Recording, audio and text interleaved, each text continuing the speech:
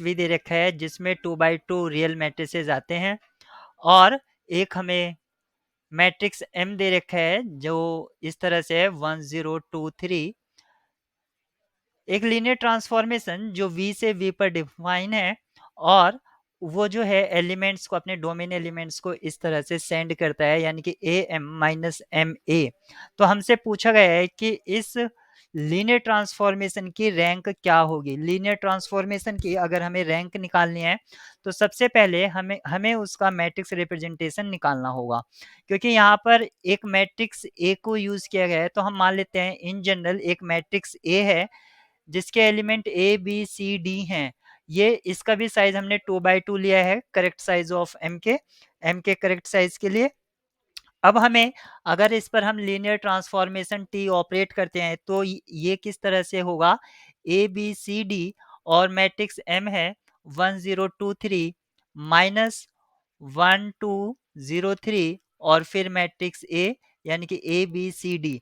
अब हमें दो मैट्रिक्स को मल्टीप्लाई करना होगा और फिर उनको डिफरेंस करना होगा। तो हमें मिलेगा पहला कॉलम ए सी और दूसरा कॉलम मिलेगा 2a plus 3b 2c plus 3d।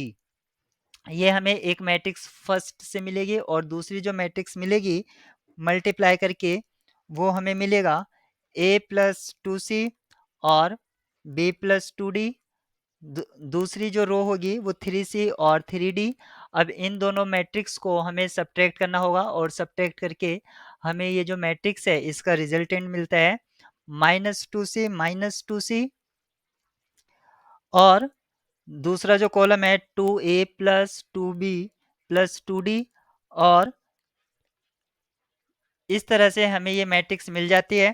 तो आप देख सकते हैं यहाँ पर, क्योंकि हमने जो मैट्रिक्स ए को कंसीडर किया था वो ए बी सी डी, यानी कि यहाँ पर हमें ए बी और डी की वैल्यू तो पता होगी, ए बी डी।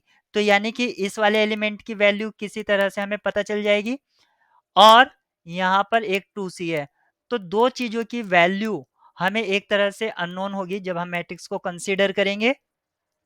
तो इसकी जो इमेज सेट है, या जिसको हम रेंज सेट कह सकते हैं, टी की जो रेंज होगी, रैंक होगी, वो 2 होगी, क्योंकि यहाँ पर एक तरह से दो अननोन है।